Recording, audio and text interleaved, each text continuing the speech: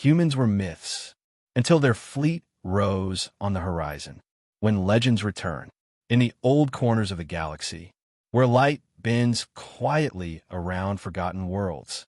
They still told the stories, not in the great halls of power, not in the war rooms of empires, but in the quiet places, among nomads, scavengers, monks, and drifters. Stories of a species long vanished. Strange, contradictory, unmeasurable. They were called humans. No one could agree on the details. Some said they were monsters, creatures born of a death world, fueled by madness and fire. Others called them saints, wise, patient, gentle, refusing to conquer, yet impossible to move. Most thought they were a lie, a fable, a story invented to frighten ambitious warlords or soothe frightened children. After all, no one had seen one in over 3,000 cycles. No ships, no transmissions, not even wreckage, just a silence, so deep, so total, that it felt like they had never existed at all. And so the galaxy moved on. Treaties were signed. Empires rose. Peace was bought and sold and bought again. The myths faded. The stories grew soft at the edges. Humanity became a word with no meaning. Until one day, a scout ship at the edge of neutral space reported a shift in gravity, a pattern in the dark, a formation, quiet, symmetrical, approaching slowly across the void. No sound, no message, no demand, just presence. And as the first sensors flickered, and the stars behind them dimmed one by one, the message was clear. They had not vanished. They had not died. They had simply waited. And now, they were moving, not as a whisper, not as a rumor, but as a fleet, the forgotten species. Before they returned, humanity was a word said only in passing, if spoken at all. Most believed they had burned out, like so many early species do, gone before the galaxy truly noticed them. They were placed in the archives, under lost civilizations, just above extinct flora, nothing more than a footnote. Their homeworld, Earth, was never officially found. Records were too fragmented, the coordinates corrupted. Some said the planet had been destroyed. Others claimed it never existed in the first place. After all, there was no debris, no ruins, no signals, just silence. And in a galaxy so full of noise, silence is often mistaken for absence. But the stories remained.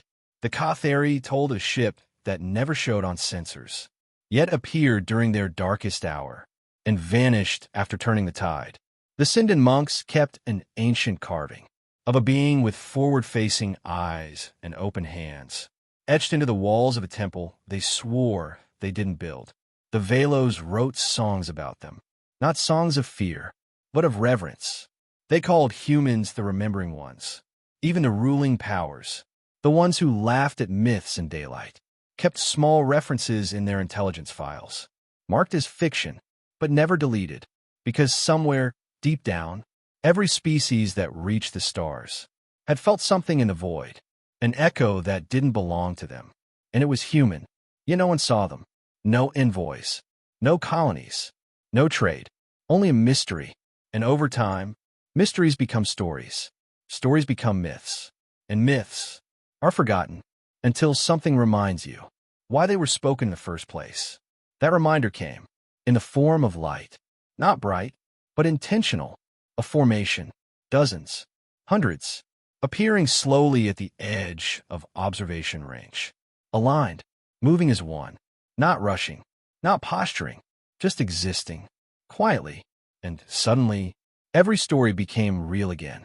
The voice from the edge, it came not with thunder, but with stillness, in the cold outer reaches of neutral space, beyond the trade routes, past the sensor nets, where only explorers and accidents wandered. A small relay station picked up something unusual, not a distress signal, not a warning, a pulse, rhythmic, balanced, old. At first, they thought it was a malfunction. Old satellites often coughed out dying signals as their cores decayed, but this wasn't one of theirs. It didn't match any known pattern. No signature, no encryption, just a string of pulses, followed by one word in ancient galactic standard, returning. The technician on duty didn't know what to make of it. He submitted the log, filed it under anomalies, and moved on. By the time the analyst saw it, the signal had bounced through 9 other systems. Each recorded the same pulse. Each marked it as a ghost. No one knew who sent it. No one could trace its origin. But someone was listening, because 2 days later, the signal changed. The same rhythm, but this time, coordinates. Not near any known system. Not near anything at all. Just a point in the void, and a simple marker attached. We never left. The data was rerouted to the Central Diplomatic Registry, then to the defense networks, then to the archives, because the language was unmistakable. It was human, not just in form, but in feeling. Something about the rhythm, the weight behind the pauses, carried meaning that couldn't be translated, only understood. The kind of message that isn't just meant to be read, but remembered. Within days, the galaxy began to shift. Old intelligence files were reopened. Scholars re-examined long-dismissed theories. And in quiet war rooms, generals and advisors began to ask questions no one had dared to speak aloud in centuries. What if they're real? What if they're back? What if they were never gone at all? Because the message had no threats, no diplomacy, just one voice. Not loud, but certain. And in that certainty, the stars themselves seemed to pause. The gathering of witnesses. They came from every quadrant. Not soldiers, not scouts. Witnesses, observers, diplomats. Scholars pulled from ancient universities. Pilots with long memories and quiet reputations. No summons had been sent. No beacon lit. But somehow they all arrived, drawn to the same patch of sky, to a point just beyond charted space. A place once believed empty, now pulsing with the soft gravity of mystery. No ships crossed into the region at first. They orbited. They waited. Dozens at first, then hundreds, gathered not to confront, not to engage, but to see, to witness, because something was coming. And whatever it was, it didn't hide. Sensors began to pick up motion. Slow, rhythmic, too large to be natural, too precise to be a coincidence. From the black edge of space, a shape emerged, then another, then many more. Not fast, not aggressive, but coordinated, aligned in quiet geometry. A formation that spoke in angles, in patience, in memory. No markings, no translation layer, no emissions, but everyone watching knew what they were looking at, even before the first clear image appeared, even before the first whisper left a trembling voice. They're human ships. They didn't match any archive. No blueprints, no construction records. But the design was unmistakable. Hard lines softened by purpose. Engine trails shaped like calligraphy. Panels that shimmered, not with light, but with intention. And above all, a feeling that settled deep in the stomach. These were not new ships. They were arrivals. Things returning to where they had once been. The fleet didn't announce itself. It didn't broadcast. But still, it spoke. In its shape, its silence, its presence. It spoke of waiting, of watching, of knowing the galaxy had forgotten, and choosing to return anyway. The gathered ships from across the galaxy held their positions. No one moved. No one dared. Because something had shifted. Not in space. In truth. A truth that had slept for generations. Was rising over the horizon. Not as a memory. As a fleet. The first glimpse. It wasn't dramatic. No thunder. No roaring engines. Just emergence. The first ship appeared fully out of the dark, crossing into the edge of known space. Like a thought surfacing from the depths of a long sleep. It moved slowly, deliberately, and behind it more followed. 2, 5, 12, then dozens more. Each ship moved with the same grace, the same weight, as if space itself remembered them. And in a way it did. Observation crews zoomed in. Every surface was strange, familiar and alien at once. No colors for display, no names on the hulls, but the design spoke louder than words. Curved armor that shimmered in layers. Mathematical markings along the flanks. Not numbers, but ideas etched into steel. The ships didn't bristle with weapons. They didn't project power in the way most fleets did. Instead, they moved with confidence, not arrogance. not threat, a kind of calm that made the air grow still. In every observation deck, watching from afar, the largest ship, easily the size of a moon, held position near the center. Its surface rippled with microlights, not blinking, not flashing, just breathing, as if the ship itself was alive. From a distance, its silhouette looked like a winged arrowhead, stretched wide and low across the stars. From up close, no one dared get close. The ships simply held formation, moving slowly along the outer rim of the system, never crossing into claimed territory, never sending a word. And still, the message was clear. We are here. We see you. We remember. Some of the witnesses wept, not from fear, not from awe, from recognition, from a deep place within the mind, a shape they didn't realize they remembered, stories their ancestors had told, sketches drawn in old journals, symbols found in ruins that no one had ever been able to translate. Until now, the fleet made them real. The myth, the fable, the ghost of a species long dismissed, was now silhouetted against the stars, and the galaxy could not look away. The memory of Earth. No one had spoken of Earth in a long time. Not officially, not openly. It was a name buried in half-truths, used in old stories and forgotten warnings. A lost planet, a puzzle never solved. Most civilizations no longer believed it existed at all. Too much time had passed, too much silence. And yet, when a human fleet appeared, the name returned. Not shouted, not recorded, just spoken, in quiet rooms, on back channels, between those who still remembered how to wonder. Earth, the archives had fragments, a world of oceans and storms, of deserts and frost, of creatures that built machines before they learned how to survive each other. They said Earth was beautiful, violent, sacred, cursed. They said its people were dreamers, builders, destroyers, and yet, somehow, they endured. No species had ever quite resembled them, not in form, but in choice. Humans chose to stay curious. Even when it hurt, they chose to build. Even when things broke, they chose to believe. Even when nothing made sense. And now, as their ships floated in perfect silence, those choices were remembered again. There were a few who had studied Earth. Quietly, secretly. A Sindan scholar in a drifting monastery once wrote, "They are gone, but their absence feels louder than our presence." A Kaltari ambassador kept an Earth artifact hidden in her robes, a sliver of black glass, unlabeled and unrecognized by any science. When asked about it, she only said, "It hums when they're near." And now it was humming again. The fleet didn't confirm its origin.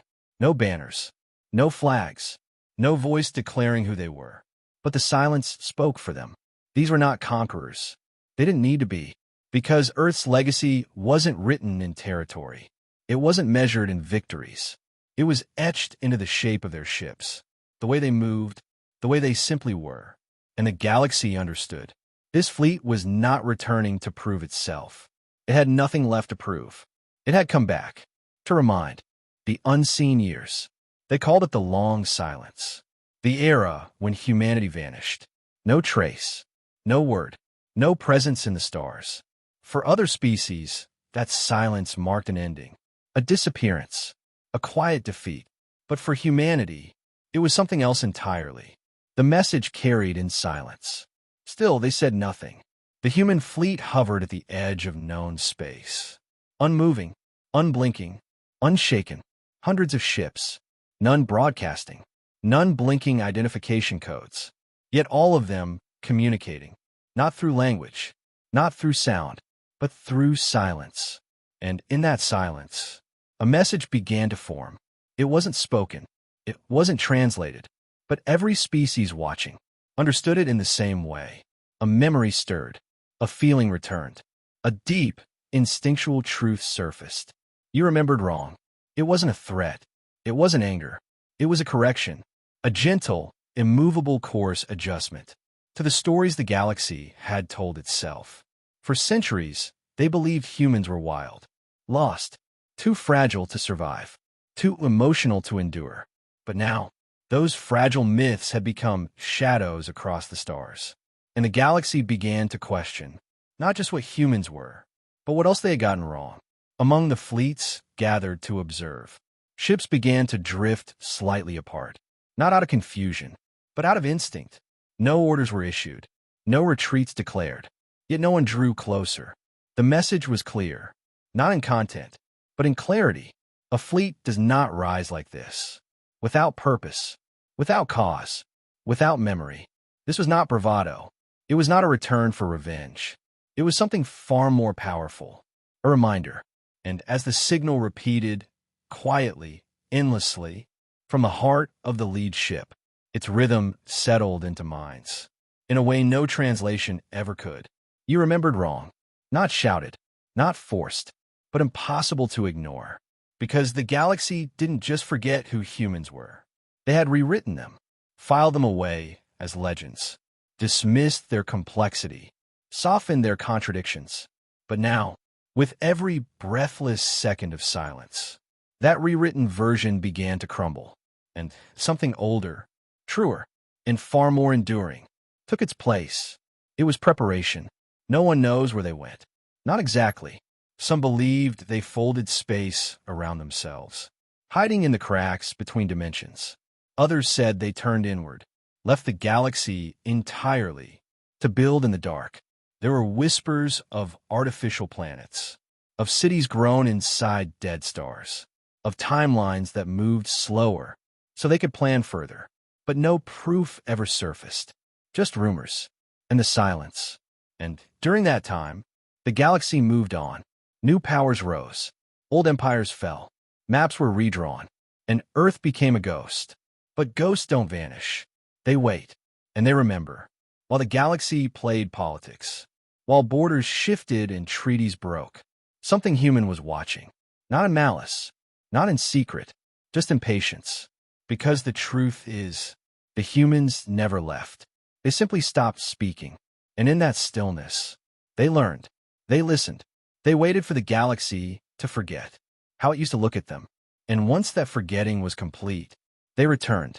The ships that now hovered at the edge of neutral space didn't look new. They looked considered, as if each had been thought through 1,000 times before ever being built. Their movements weren't rehearsed. They were remembered, like a song returning to a voice that hadn't sung in centuries. No wasted energy, no urgency, only presence. Only return. The unseen years weren't lost time. They were the most important time. Because humanity had learned what the galaxy had not. Disappearance is not the same as defeat. Silence is not the same as surrender. Sometimes, the greatest power is choosing when not to be seen and when to rise. The message carried in silence. Still, they said nothing. The human fleet hovered at the edge of known space, unmoving, unblinking, unshaken. Hundreds of ships, none broadcasting, none blinking identification codes, yet all of them communicating, not through language, not through sound, but through silence. And in that silence, a message began to form. It wasn't spoken, it wasn't translated, but every species watching understood it in the same way. A memory stirred, a feeling returned, a deep, instinctual truth surfaced. You remembered wrong. It wasn't a threat. It wasn't anger. It was a correction, a gentle, immovable course adjustment to the stories the galaxy had told itself. For centuries, they believed humans were wild, lost, too fragile to survive, too emotional to endure. But now, those fragile myths had become shadows across the stars, and the galaxy began to question not just what humans were, but what else they had gotten wrong. Among the fleets gathered to observe, ships began to drift slightly apart, not out of confusion, but out of instinct. No orders were issued, no retreats declared, yet no one drew closer. The message was clear, not in content, but in clarity. A fleet does not rise like this, without purpose, without cause, without memory. This was not bravado. It was not a return for revenge. It was something far more powerful, a reminder. And as the signal repeated, quietly, endlessly, from the heart of the lead ship, its rhythm settled into minds, in a way no translation ever could. You remembered wrong, not shouted, Not forced, but impossible to ignore. Because the galaxy didn't just forget who humans were. They had rewritten them, filed them away as legends, dismissed their complexity, softened their contradictions. But now, with every breathless second of silence, that rewritten version began to crumble, and something older, truer, and far more enduring took its place. The stand at the horizon. The fleet did not advance. It could have. There was nothing stopping it. No walls. No fleets large enough to block it. No force ready to challenge it. And still, it remained at the edge, just outside the boundary of neutral space, where no one claimed ownership, where treaties held their breath, where words always came before war. That's where the humans stopped and stayed, not waiting, watching. The galaxy had seen fleets before, armadas born from hunger, from fear, from conquest. But this was something else. This was presence. No posturing, no signals of peace or aggression. Only the quiet, motionless curve of ships that had crossed the dark, not to ask, not to warn, but to be seen. And that was more unsettling than any declaration of intent. Because what do you do when a myth you buried stands just beyond your doorstep, saying nothing, but saying everything? Command centers across the galaxy fell into quiet panic. Meetings convened, languages translated, weapons systems double-checked. Not because the humans were attacking, but because they weren't. They were just there, and the absence of action felt heavier than any threat. Some suggested a response, a diplomatic envoy, a message of welcome, cautious but open. Others advised silence, to wait, to observe. But deep down, they all felt the same thing. Whatever decision was made next, the humans had already made theirs. They had drawn no weapons, raised no shields. Yet every observer knew, if provoked, they would not hesitate, not out of rage, not out of fear, but because their patience had limits, and their silence had meaning. And so the fleet stood, on the edge, beneath the cold light of unclaimed stars, not as an invading force, not as ghosts, but as something older than both, a memory, reclaiming its place in the present. The shifting balance. The galaxy changed without a single shot fired.